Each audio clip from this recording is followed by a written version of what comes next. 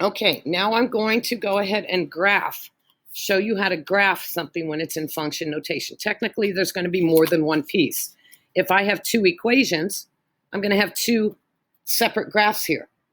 Okay, we're going to graph them both on one graph. Okay, there'll be two pieces to this graph, though. Okay, the top one says f of x. Basically, f of x, remember, is the same as saying y. So it's kind of like having two equations here. Y equals 3x minus 1 if x is less than 3. Well, when we were graphing, you guys would go, and if we were doing domain, you would go up to 3 and say, oh, I know I need a dashed line here. And we're talking about everything over on this side. That means this graph, the top graph, is only going to exist in this pink part. And then what I'll need to do is maybe plug some values in, and I'll do a table of values here. I'll say x and y. If you want, you can write f of x, because f of x is the same as y.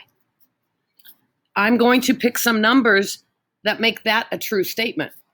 Okay, what's a number that is less than 3? Well, maybe I'll get really close to it. I'll just see what's happening at 2. Stick a 2 in for x. 3 times 2 is 6. So I'll actually write what I'm doing here. 3 times 2 minus 1. I'm using the top. This is the top function because 2 is less than 3. It satisfies this domain. They're saying for this domain, you use this equation.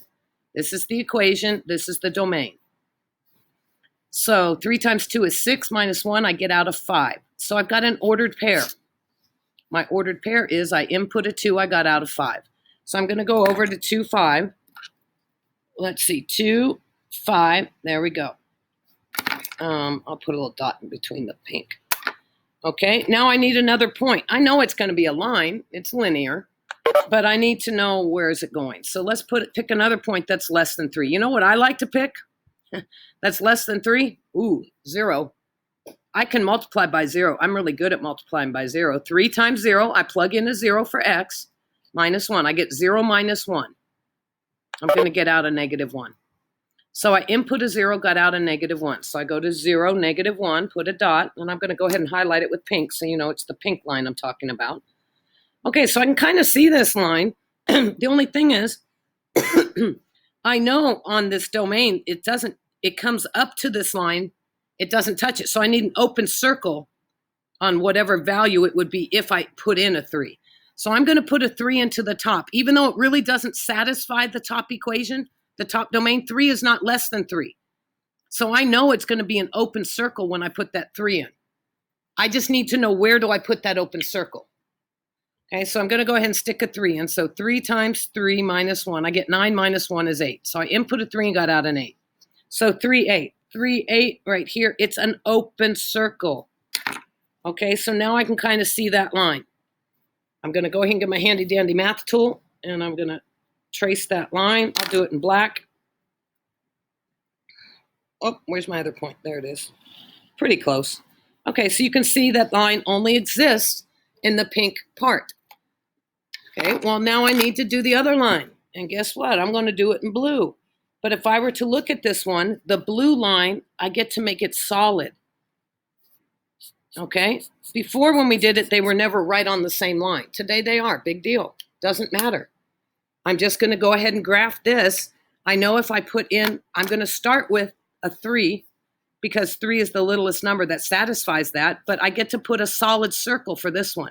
On the top equation, it was an open circle because it really did not include the 3. This one, I get to include the 3. So now I'm looking at just the bottom equation, and I want to try some values that make that domain true. So I put a 3 in.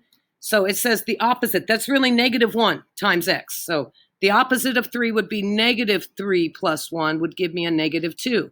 So I input a 3 and got out negative 2. I'm going to go ahead and graph. 3, negative 2. Guess what? I get to make that the solid circle because this graph, the bottom graph, includes, that's part of its domain. I get to include that dot. The top one was an open circle because it had just the less than. Okay, now let's find another point that makes that a true statement. You could pick 100. That'd be great. But you know how hard it is to graph 100, comma, whatever? So pick numbers really close to this 3, like a 4. 4, let's put it in. The opposite of 4 would be negative 4 plus 1. I get out a negative 3. So I went to 4 and I got out a -3. I can see that line's going downhill, which I should expect. The slope of this line is negative. The slope of the top line was positive. Look at that line. It's going up. Call to hunch. It's going up. 1, 2, 3 over 1. 1, 2, 3 over 1. You can see the slope. Okay? You're still graphing the exact same like you did before. This one slopes -1. So I can actually, once I find the first point and use the slope, I could graph the rest of it.